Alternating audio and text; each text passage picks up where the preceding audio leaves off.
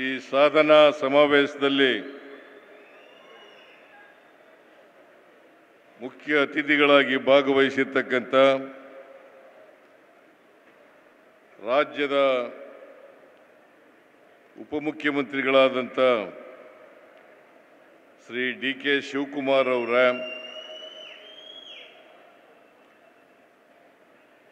ಮಂಡ್ಯ ಜಿಲ್ಲೆ ಉಸ್ತುವಾರಿ ಸಚಿವರು, ಕೃಷಿ ಸಚಿವರು ಆದಂಥ ಶ್ರೀ ಚೆಲುವರಾಯ ಸ್ವಾಮಿ ಅವರ,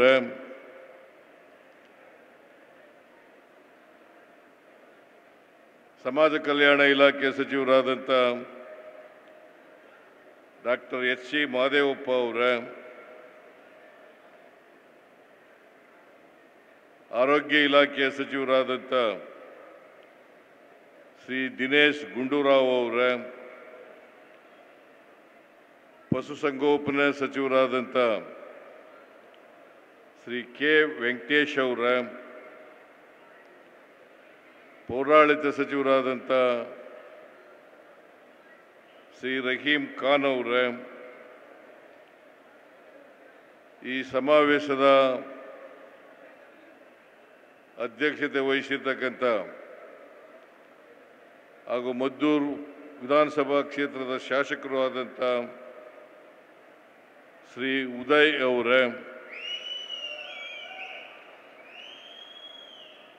ಮಂಡ್ಯ ವಿಧಾನಸಭಾ ಕ್ಷೇತ್ರದ ಶಾಸಕರಾದಂಥ ರವಿ ಗಣಿಗ ಅವರ, ವಿಧಾನ ಪರಿಷತ್ತಿನ ಸದಸ್ಯರಾದಂಥ ದಿನೇಶ್ ಗೂಳಿಗೌಡ ಅವರ, ಮೈಸೂರು ಸಕ್ಕರೆ ಕಾರ್ಖಾನೆಯ ಅಧ್ಯಕ್ಷರಾದಂಥ ಶ್ರೀ ಗಂಗಾಧರ್ ಅವರ, ಕಾಂಗ್ರೆಸ್ ಮುಖಂಡರಾದಂಥ ಶಿವಣ್ಣ ಅವರ, ವೇದಿಕೆ ಮೇಲಿರ್ತಕ್ಕಂಥ ಎಲ್ಲ ನಮ್ಮ ಕಾಂಗ್ರೆಸ್ಸಿನ ಮುಖಂಡರುಗಳೇ,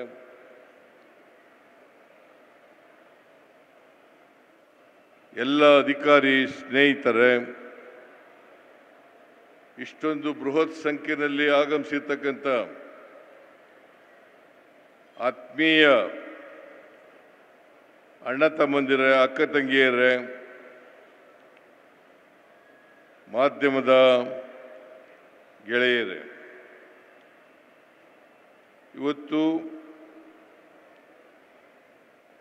ಮದ್ದೂರು ವಿಧಾನಸಭಾ ಕ್ಷೇತ್ರದಲ್ಲಿ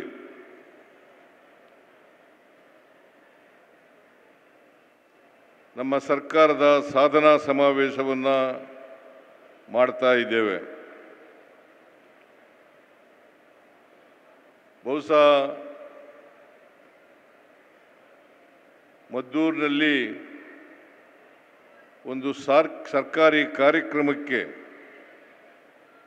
ಇಷ್ಟೊಂದು ಜನರು ಬಂದಿರತಕ್ಕಂಥದ್ದು ಒಂದು ಐತಿಹಾಸಿಕ ಅಂತೇಳಿ ನಾನು ಈ ಸಂದರ್ಭದಲ್ಲಿ ಹೇಳಲಿಕ್ಕೆ ಬಯಸ್ತಾ ಇದ್ದೇನೆ. ಈ ಸಮಾವೇಶ ಇಷ್ಟೊಂದು ದೊಡ್ಡ ಪ್ರಮಾಣದಲ್ಲಿ ನಡೀಬೇಕಾದ್ರೆ ನೀವೆಲ್ಲರೂ ಕೂಡ ಕಾರಣಕರ್ತರು, ಅದಕ್ಕೆ ಮುಂದಾಳತ್ವವನ್ನು ವಹಿಸಿರ್ತಕ್ಕಂಥ ಶ್ರೀ ಉದಯ ಅವರು ಕೂಡ ಕಾರಣಕರ್ತರು. ಹಾಗಾಗಿ ಶ್ರೀ ಉದಯ ಅವರಿಗೆ ಮತ್ತು ನಿಮ್ಮೆಲ್ಲರಿಗೂ ಕೂಡ ಸರ್ಕಾರದ ವತಿಯಿಂದ, ಪಕ್ಷದ ವತಿಯಿಂದ ಹೃತ್ಪೂರ್ವಕ ಅಭಿನಂದನೆಗಳನ್ನು ಸಲ್ಲಿಸಲಿಕ್ಕೆ ಬಯಸ್ತಾ ಇದ್ದೇನೆ. ಮಂಡ್ಯ ಜಿಲ್ಲೆ ಮೊದಲು ಮೈಸೂರು ಜಿಲ್ಲೆಯಲ್ಲಿತ್ತು. ಆಮೇಲೆ 1/7/1939 ಮಂಡ್ಯದಿಂದ ಮೈಸೂರಿಂದ ಬೇರ್ಪಟ್ಟು ಮಂಡ್ಯ ಜಿಲ್ಲೆಯಾಗಿ ಉದಯ ಆಯಿತು. ಅಲ್ಲಿಂದ ಈಚೆಗೆ ಮಂಡ್ಯ ಜಿಲ್ಲೆ ತನ್ನದೇ ಆದಂಥ ರೀತಿಯಲ್ಲಿ ಬೆಳವಣಿಗೆಯನ್ನು ಕಂಡಿದೆ. ಮಂಡ್ಯ ಜಿಲ್ಲೆ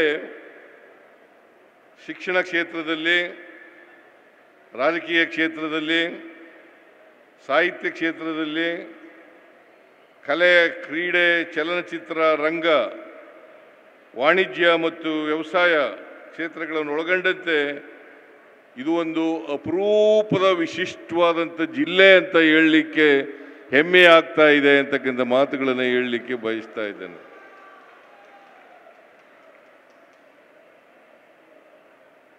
ಮಂಡ್ಯ ಜನರು ಸ್ವಲ್ಪ ಒರಟು ಸ್ವಭಾವದವರು, ಆದರೆ ಮನುಷ್ಯ ಮಾತ್ರ ಭಾಳ ಒಳ್ಳೆ ಮನುಷ್ಯ ಇರ್ತಕ್ಕಂಥ ಜನ ಮಂಡ್ಯದವರು ಅಂತಕ್ಕಂಥದ್ದು ಮಾತುಗಳನ್ನು ಹೇಳಲಿಕ್ಕೆ ಇಷ್ಟೇನೆ.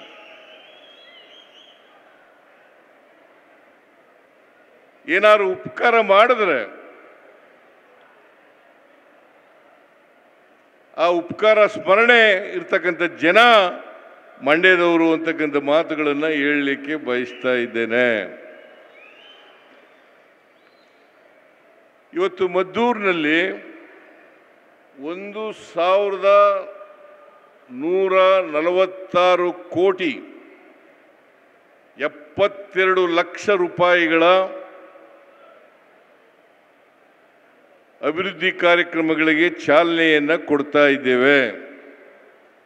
ಶಂಕುಸ್ಥಾಪನೆ, ಉದ್ಘಾಟನೆ ಕಾರ್ಯಕ್ರಮ ನಡೀತಾ ಇದೆ. ಇಷ್ಟೊಂದು 1,000ಕ್ಕೂ ಹೆಚ್ಚು ಅಭಿವೃದ್ಧಿ ಕಾರ್ಯಕ್ರಮಗಳು ನಡೀತಾ ಇದ್ದಾವೆ ಅಂತಂದರೆ ಇದಕ್ಕೆ ಕಾರಣಕರ್ತರು ಯಾರು ಗೊತ್ತಾ?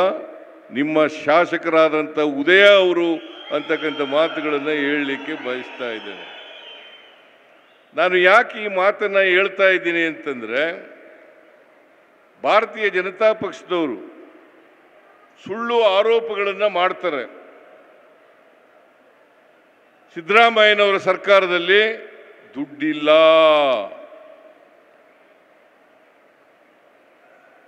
ಸುಳ್ಳು ಅಪವಾದಗಳನ್ನು ಮಾಡ್ತಾರೆ. ಆದರೆ ಅವರು ರಾಜಕೀಯವಾಗಿ ಮಾಡ್ತಾ ಇದ್ದಾರೆ ಹೊರತು ಸತ್ಯವನ್ನು ಜನರಿಗೆ ಹೇಳ್ತಕ್ಕಂಥ ಪ್ರಯತ್ನವನ್ನು ಮಾಡ್ತಾ ಇಲ್ಲ. ದುಡ್ಡಿಲ್ಲ ಅಂತಂದರೆ ಸರ್ಕಾರದಲ್ಲಿ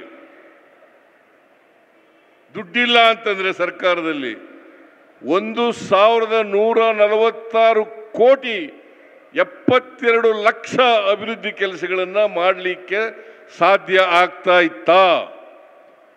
ಇದನ್ನು ಅರ್ಥ ಮಾಡ್ಕೋಬೇಕಾಗ್ತದೆ. ಸತ್ಯವನ್ನು ಮರೆಮಾಚಿ ಸುಳ್ಳು ಹೇಳಲಿಕ್ಕೆ ಎಷ್ಟೇ ಪ್ರಯತ್ನವನ್ನು ಮಾಡಿದ್ರೂ ಕೂಡ, ಆದರೆ ಸತ್ಯ ಸತ್ಯನೇ. ಸತ್ಯವನ್ನು ಯಾವತ್ತೂ ಕೂಡ ಬದಿಗೊತ್ತಲಿಕ್ಕೆ ಸಾಧ್ಯ ಆಗಲ್ಲ. ಆದ್ದರಿಂದ ಇವತ್ತು ಉದಯ MLA ಆಗಿ 2 ವರ್ಷ ಆಯಿತು, 2 ವರ್ಷ ಮೇಲಾಗಿದೆ.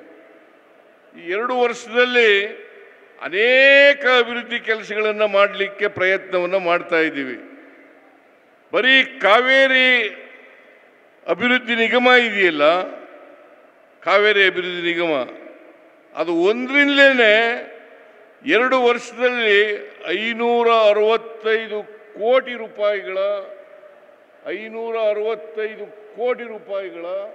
ಅಭಿವೃದ್ಧಿ ಆಗಿದೆ. ಗ್ಯಾರಂಟಿ ಯೋಜನೆಗಳನ್ನು ಜಾರಿ ಮಾಡಿಬಿಟ್ರು ಸಿದ್ದರಾಮಯ್ಯನವರು, DK ಶಿವಕುಮಾರ್ ಅವರು, ಇವ್ರ ಸರ್ಕಾರ. ಈ ಗ್ಯಾರಂಟಿ ಯೋಜನೆಗಳಿಗೆ ಹಣ ಖರ್ಚು ಮಾಡಲಿಕ್ಕೆ ದುಡ್ಡಿಲ್ಲ, ಅಭಿವೃದ್ಧಿ ಕೆಲಸಗಳಿಗೆ ದುಡ್ಡಿಲ್ಲ ಅಂತೇಳಿ ಬೊಬ್ಬೆ ಹೊಡಿತಾ ಇದ್ದಾರೆ. ಅವರು 4 ವರ್ಷ ಅಧಿಕಾರದಲ್ಲಿದ್ದರು. 4 ವರ್ಷ ಅಧಿಕಾರದಲ್ಲಿದ್ದರು. ಇಲ್ಲಿ JDSನ MLA ಇದ್ರು. 4 ವರ್ಷದಲ್ಲಿ BJP ಸರ್ಕಾರ ಏನು ಮಾಡಿದೆ ಅಂತಕ್ಕಂಥದ್ದು ಸಾಕ್ಷಿ ಇರಬೇಕಲ್ಲ. ಸುಮ್ಮನೆ ಬರೀ ಬಾಯಿನಲ್ಲಿ ಸುಳ್ಳವರು ಒಬ್ಬ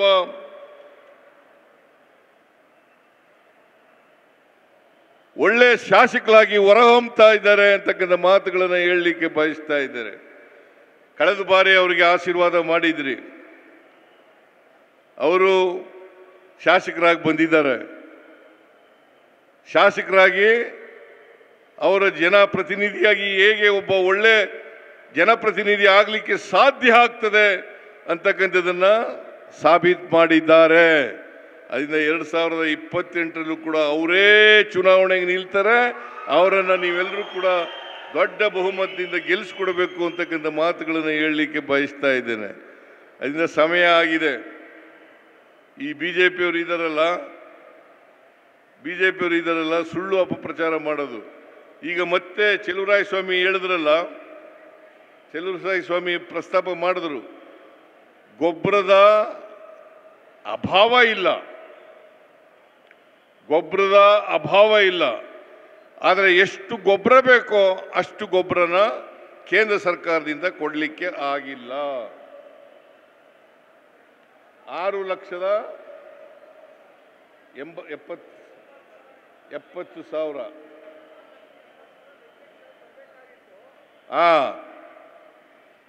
6,82,000 ಟನ್ ನಮಗೆ ಕೊಡಬೇಕಾಗಿತ್ತು. ಆದರೆ ಅವರು ಕೊಟ್ಟಿರ್ತಕ್ಕಂಥದ್ದು ಕೇಂದ್ರ ಸರ್ಕಾರ ಕೇವಲ 5,27,000 ಮೆಟ್ರಿಕ್ ಟನ್ ಗೊಬ್ಬರ.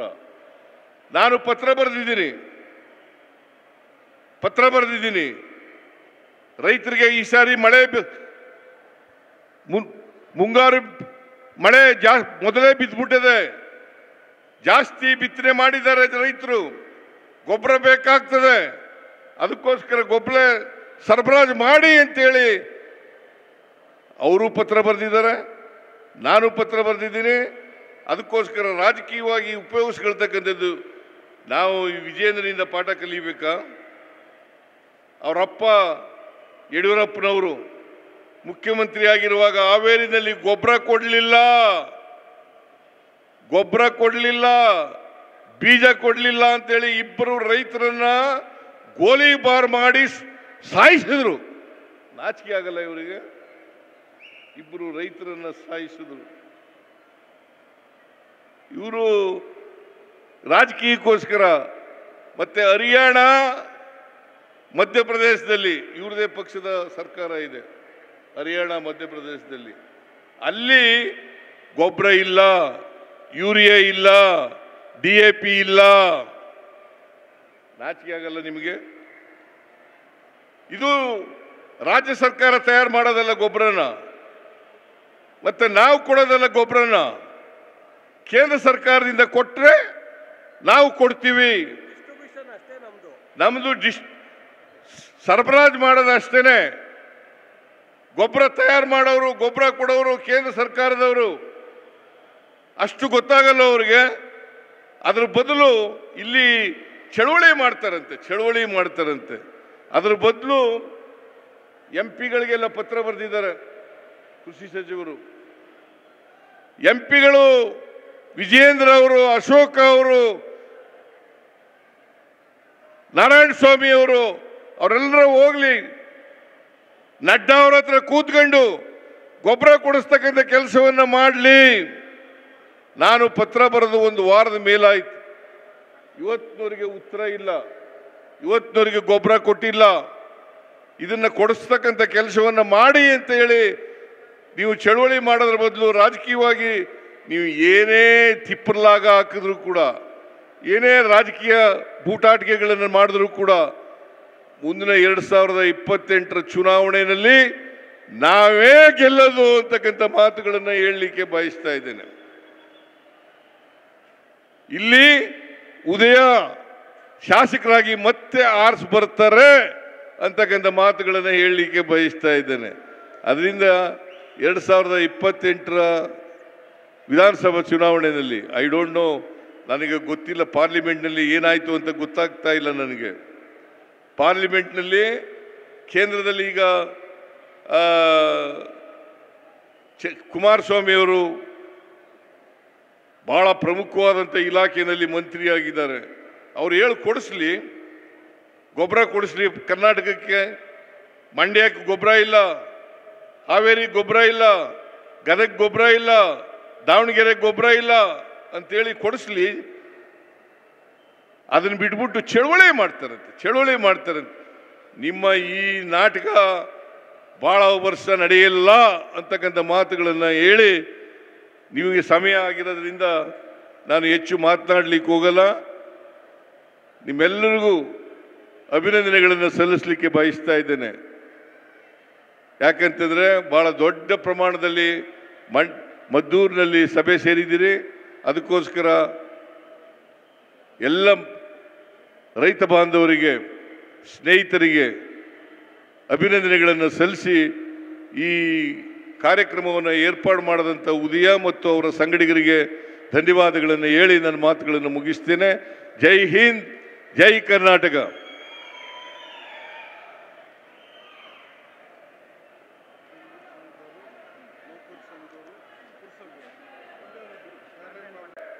ಸುಳ್ಳು, ಅವರ ಮನೆ ದೇವರು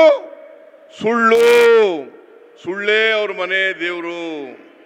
ಆದ್ರಿಂದ ಬಿಜೆಪಿಯವರು ಇದ್ದಾರಲ್ಲ, ಈಗ ನಾನು ಅಧಿಕಾರಕ್ಕೆ ಬಂದ ಮೇಲೆ ಮಂಡ್ಯ ಶುಗರ್ ಫ್ಯಾಕ್ಟ್ರಿ ನಿಂತೋಗಿತ್ತು. ಅದನ್ನು ಪ್ರಾರಂಭ ಮಾಡಲಿಕ್ಕೆ 52 ಕೋಟಿ ರೂಪಾಯಿಗಳನ್ನು ಕೊಟ್ಟೆ. ಯಾರು ಕೊಟ್ಟಿದ್ರು? 52 ಕೋಟಿ ರೂಪಾಯಿಗಳನ್ನು. ಆಮೇಲೆ 25 ವರ್ಷಗಳಿಂದ ಕರೆಂಟ್ ಕಟ್ಟಿರಲಿಲ್ಲಪ್ಪ, ಬಾಕಿ ಬಿಲ್ ಬಿಟ್ಬಿಟ್ಟೋಗಿದ್ರು. ಎಲ್ಲಿ ಗಂಗಾಧರ ಇದಾರ? ಇಲ್ಲಿ ಏನಪ್ಪ 52 ಕೋಟಿ ರೂಪಾಯಿಗಳನ್ನ ಮನ್ನಾ ಮಾಡಿದ್ರು. ಯಾವುದಾದ್ರೂ ಸರ್ಕಾರ ಇದ್ರೆ ಅದು ಉದಯ್ ಅವರ ಸರ್ಕಾರ, ಕಾಂಗ್ರೆಸ್ ಸರ್ಕಾರ ಮತ್ತು ನಮ್ಮ ಸರ್ಕಾರ ಅಂತಕ್ಕಂಥ ಮಾತುಗಳನ್ನು ಹೇಳಲಿಕ್ಕೆ ಬಯಸ್ತಾ ಇದ್ದೇನೆ. ಬಹಳ ಜನ ಮಂಡ್ಯದವರು ಇದ್ರು, JDSನವರು ಇದ್ರು, ಬಿಜೆಪಿಯವರು ಇದ್ರು.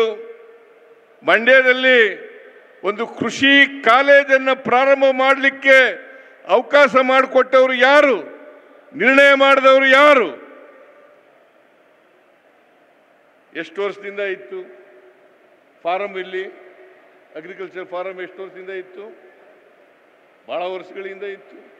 ಯಾಕೆ ಮಾಡಿರಲಿಲ್ಲ ಬೇರೆಯವರು ಯಾಕೆ ಅಗ್ರಿಕಲ್ಚರ್ ಕಾಲೇಜನ್ನು ಮಾಡಲಿಲ್ಲ? ಮಂಡ್ಯ ಕೃಷಿಗೆ ಹೆಸರುವಾಸಿಯಾದಂಥ ಜಿಲ್ಲೆ. ಮಂಡ್ಯದಲ್ಲಿ ಕೃಷಿ ಕಾಲೇಜ್ ಆಗಬೇಕು. ಅದಕ್ಕೋಸ್ಕರ 25 ಕೋಟಿ ರೂಪಾಯಿಗಳನ್ನು ಮಂಜೂರು ಮಾಡಿದ್ದೇವೆ ಈ ವರ್ಷ. ಅದು ಪ್ರಾರಂಭದಲ್ಲಿ ಇಟ್ಟಿರ್ತಕ್ಕಂಥ ಹಣ ಮುಂದೆ ಅಗ್ರಿಕಲ್ಚರ್ ಕಾಲೇಜ್, ಕೃಷಿ ಕಾಲೇಜನ್ನು ಮಾಡಲಿಕ್ಕೆ ಎಷ್ಟು ಹಣ ಆಗ್ತದೆ ಅಷ್ಟು ಹಣವನ್ನು ನಮ್ಮ ಸರ್ಕಾರ ಕೊಡ್ತದೆ ಅಂತಕ್ಕಂಥ ಮಾತುಗಳನ್ನು ಹೇಳಲಿಕ್ಕೆ ಬಯಸ್ತಾ ಇದ್ದೇನೆ. ಇವತ್ತು ಹಾಲು ಉತ್ಪಾದಕರ ಸಹಕಾರ ಸಂಘ ಎಷ್ಟು? 12 ಲಕ್ಷನ? 12 ಲಕ್ಷ ಒಂದು ದಿನಕ್ಕೆ ಹಾಲು ಉತ್ಪಾದನೆ ಆಗ್ತದೆ. 5 ರೂಪಾಯಿ ಕೊಟ್ಟವ್ರು ಯಾರು? ಯಾರ್ರೀ? ರಾಮ್ ಪ್ರಸಾದ್. 5 ರೂಪಾಯಿಯನ್ನ 1 ಲೀಟರ್ ಹಾಲಿಗೆ ಸುಮಾರು 1 ಲಕ್ಷ ಕುಟುಂಬಗಳು ಹಾಲಾಗ್ತವೆ. 1 ಲಕ್ಷ ಕುಟುಂಬಗಳು ಹಾಲಾಗ್ತವೆ. ಅದಕ್ಕೆ 5 ರೂಪಾಯಿ. ಪಶುಸಂಗೋಪನಾ ಸಚಿವರು ಇಲ್ಲೇ ಇದ್ದಾರೆ. 5 ರೂಪಾಯಿ ಕೊಟ್ಟವರು ಇದೇ ಸಿದ್ದರಾಮಯ್ಯ ಕಾಂಗ್ರೆಸ್ ಸರ್ಕಾರ ಅಂತಕ್ಕಂಥದನ್ನ ಮರೀಲಿಕ್ಕೆ ಸಾಧ್ಯ ಇಲ್ಲ. ಆಮೇಲೆ ಈ ವರ್ಷ ಶುಗರ್ ಫ್ಯಾಕ್ಟರಿಗೆ ಈಗ 10 ಕೋಟಿ ರೂಪಾಯಿಗಳನ್ನು ಕೊಟ್ಟಿದ್ದೇವೆ. ಸುಮಾರು 112 ಕೋಟಿ ರೂಪಾಯಿಗಳನ್ನು ಶುಗರ್ ಫ್ಯಾಕ್ಟರಿಗೆ ಕೊಟ್ಟಿರ್ತಕ್ಕಂಥ ಯಾವುದಾದ್ರೂ ಸರ್ಕಾರ ಇದ್ರೆ ಅದು ನಮ್ಮ ಸರ್ಕಾರ ಅಂತಕ್ಕಂಥ ಮಾತುಗಳನ್ನು ಹೇಳಲಿಕ್ಕೆ ಬಯಸ್ತಾ ಇದ್ದೇನೆ. ನಾನು ಯಾವಾಗ ಅಧಿಕಾರಕ್ಕೆ ಬಂದಿದ್ದೀನಿ, ನಮ್ಮ ಪಕ್ಷ ಅಧಿಕಾರಕ್ಕೆ ಬಂದಿದೆ 2013ರಿಂದ 2018ರವರೆಗೆ ನಾನು ಮುಖ್ಯಮಂತ್ರಿಯಾಗಿದ್ದೆ. ಮತ್ತೆ 2023ರಿಂದ ಮುಖ್ಯಮಂತ್ರಿ ಆಗಿದ್ದೇನೆ. ಎರಡೂ ಅವಧಿನಲ್ಲಿ ಬಡವರ ಪರ, ದಲಿತರ ಪರ, ಹಿಂದುಳಿದವರ ಪರ, ಅಲ್ಪಸಂಖ್ಯಾತರ ಪರ, ಮಹಿಳೆಯರ ಪರ ಮತ್ತೆ ಕಾರ್ಮಿಕರ ಪರವಾಗಿ ಅನೇಕ ಕಾರ್ಯಕ್ರಮಗಳನ್ನು ನಾವು ಕೊಟ್ಟಿದ್ದೀವಿ. ನಮ್ಮ ಉದ್ದೇಶ ಈ ಸಮಾಜದಲ್ಲಿರ್ತಕ್ಕಂಥ ಅಸಮಾನತೆಯನ್ನು ತೊಡೆದಾಕ್ಬೇಕು, ಜಾತಿ ವ್ಯವಸ್ಥೆ ಹೋಗ್ಬೇಕು, ವರ್ಗ ವ್ಯವಸ್ಥೆ ಹೋಗ್ಬೇಕು, ಸಮಾಜದಲ್ಲಿ ಎಲ್ಲರೂ ಕೂಡ ಸಮಾನ ಅವಕಾಶಗಳನ್ನು ಪಡ್ಕೊಳ್ತಕ್ಕಂಥ ವ್ಯವಸ್ಥೆ ನಿರ್ಮಾಣ ಆಗಬೇಕು ಅಂತಕ್ಕಂಥದ್ದು ನಮ್ಮ ಉದ್ದೇಶ. ಇದು ಬಾಬಾ ಸಾಹೇಬ್ ಅಂಬೇಡ್ಕರ್ ಅವರು ಕೊಟ್ಟಿರ್ತಕ್ಕಂಥ ಸಂವಿಧಾನದ ಉದ್ದೇಶ. ಈ ಉದ್ದೇಶವನ್ನು ಈಡೇರಿಸಲಿಕ್ಕೋಸ್ಕರವಾಗಿ ಅನೇಕ ಪ್ರಯತ್ನಗಳನ್ನು ನಾವು ಮಾಡ್ತಾ ಇದ್ದೇವೆ. ಅದಕ್ಕೋಸ್ಕರನೇ ಈ ಸಾರಿ ಅಧಿಕಾರಕ್ಕೆ ಬಂದ ಮೇಲೆ ನಾವು 5 ಗ್ಯಾರಂಟಿ ಯೋಜನೆಗಳನ್ನು ಜಾರಿಗೆ ಕೊಟ್ಟಿದ್ದೇವೆ. ಈ ಗ್ಯಾರಂಟಿ ಯೋಜನೆಗಳಿಗೆ ಒಟ್ಟು ಖರ್ಚಾಗ್ತಕ್ಕಂಥ ಹಣ ಸುಮಾರು 55,000 ಕೋಟಿ ರೂಪಾಯಿ. ಒಂದು ವರ್ಷಕ್ಕೆ 55,000 ಕೋಟಿ ರೂಪಾಯಿ. ಇದು ನೇರವಾಗಿ ಯಾರು ಫಲಾನುಭವಿಗಳಿದ್ದಾರೆ ಅವರ ಖಾತೆಗೆ ಜಮಾ ಆಗ್ತಕ್ಕಂಥದ್ದು. ಮಧ್ಯವರ್ತಿಗಳ ಹಾವಳಿ ಇಲ್ಲ. ಅವರ ಅಕೌಂಟ್ಗಳಿಗೆ ನೇರವಾಗಿ ಹಣ ಹೋಗ್ತಕ್ಕಂಥ ಕೆಲಸವನ್ನು ಮಾಡ್ತಾ ಇದ್ದೇವೆ. ಇದು ಹಿಂದೆ ಯಾವ ಸರ್ಕಾರನೂ ಕೂಡ ಮಾಡಿರಲಿಲ್ಲ. ನಾನು ಈ ಒಂದು 15 ದಿನಗಳ ಹಿಂದೆ 5,000 ಕೋಟಿ ಮಹಿಳೆಗೆ ಟಿಕೆಟ್ ಅನ್ನ ಕೊಟ್ಟೆ. ಅಂದ್ರೆ 5,000ಕ್ಕೂ ಹೆಚ್ಚು ಮಹಿಳೆಯರು ಕರ್ನಾಟಕ ರಾಜ್ಯದಲ್ಲಿ, ಇಡೀ ರಾಜ್ಯದಲ್ಲಿ ಉಚಿತವಾಗಿ ಪ್ರಯಾಣ ಮಾಡಿದ್ದಾರೆ. ಇದರಿಂದ ಏನಾಗಿದೆಯಪ್ಪ ಅಂತಂದ್ರೆ ತಲಾ ಆದಾಯ ಜಾಸ್ತಿ ಆಗಿದೆ. ಇವತ್ತು ಈ ಕಾರ್ಯಕ್ರಮಗಳನ್ನು ನಾವು ಮಾಡಿದ ಮೇಲೆ ದೇಶದಲ್ಲೇ ತಲಾ ಆದಾಯ ಇಡೀ ದೇಶದಲ್ಲಿ ಕರ್ನಾಟಕ ರಾಜ್ಯ ನಂಬರ್ 1 ರಾಜ್ಯ. ಇಡೀ ದೇಶದಲ್ಲೇ ನಂಬರ್ 1 ರಾಜ್ಯ ತಲಾ ಆದಾಯದಲ್ಲಿ ಇವತ್ತು ಆಗಿದ್ರೆ ನಾವು ಕೊಟ್ಟಿರ್ತಕ್ಕಂಥ ಗ್ಯಾರಂಟಿ ಯೋಜನೆಗಳು. ಇದನ್ನ ಅರ್ಥ ಮಾಡ್ಕೋಬೇಕಾಗ್ತದೆ. ಕೊಂಡ್ಕೊಳ್ತಕ್ಕಂಥ ಶಕ್ತಿ ಜಾಸ್ತಿ ಆಯ್ತು. ಜೊತೆಗೆ ನಮ್ಮ ಈ ಶಕ್ತಿ ಯೋಜನೆಯಿಂದ ಮಹಿಳೆಯರಲ್ಲಿ ಉದ್ಯೋಗದ ದರ ಹೆಚ್ಚಾಗಿದೆ. ಬೆಂಗಳೂರಿನಲ್ಲಿ 23% ಹೆಚ್ಚಾಗಿದೆ. 23%. ಹುಬ್ಳಿ ಧಾರವಾಡದಲ್ಲಿ 21% ಜಾಸ್ತಿ ಆಗಿದೆ. ಅದರಿಂದ ಒಂದು ಕಡೆ ತಲಾ ಆದಾಯ ಜಾಸ್ತಿ ಆಗಿದೆ, ಇನ್ನೊಂದು ಕಡೆ ಮಹಿಳೆಯರಲ್ಲಿ ಉದ್ಯೋಗ ಜಾಸ್ತಿ ಆಗಿದೆ. ಇದರಿಂದ ಸಮಾಜದಲ್ಲಿ ನಿರುದ್ಯೋಗದ ಸಮಸ್ಯೆಯನ್ನು ಬಗೆಹರಿಸಲಿಕ್ಕೆ, ಮಹಿಳೆಯರಿಗೆ ಶಕ್ತಿ ತುಂಬಲಿಕ್ಕೆ, ಅವರನ್ನು ಸ್ವಾವಲಂಬಿಗಳನ್ನಾಗಿ ಮಾಡಲಿಕ್ಕೆ ಸಹಾಯ ಆಗ್ತದೆ ಅಂತಕ್ಕಂಥ ಮಾತುಗಳು, ಇದರಿಂದ ಸಾಬೀತಾಗ್ತದೆ ಅಂತಕ್ಕಂಥ ಮಾತುಗಳನ್ನು ಹೇಳಲಿಕ್ಕೆ ಬಯಸ್ತಾ ಇದ್ದೇನೆ. ಅದರಿಂದ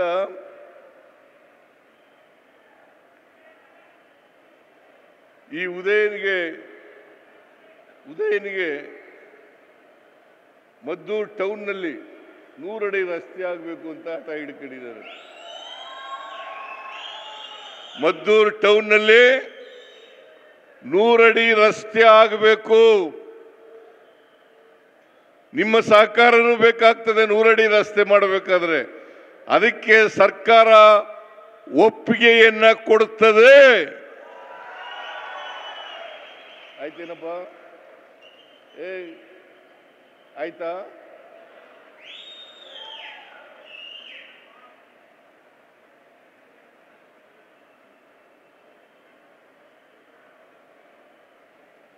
ಆದ್ದರಿಂದ ಉದಯ ಹೆಚ್ಚು ಮಾತಾಡಲ್ಲ, ಕಡಿಮೆ ಮಾತು, ಆದರೆ ಒಳ್ಳೆ ಕೆಲಸಗಾರ.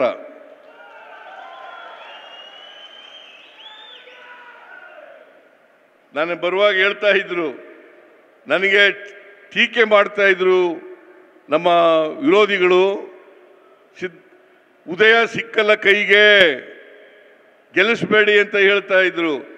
ಈಗ 4-5 ದಿನ ವಾರದಲ್ಲಿ ಜನರ ಕೈಗೆ, ಜನರ ಬಳಿ ಹೋಗ್ಲಿಕ್ಕೆ ಪ್ರಯತ್ನವನ್ನು ಮಾಡ್ತಾ ಇದ್ದಾರೆ.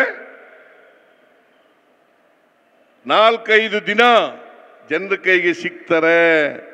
ಶಾಸಕರು ಸಿಕ್ಕಬೇಕು.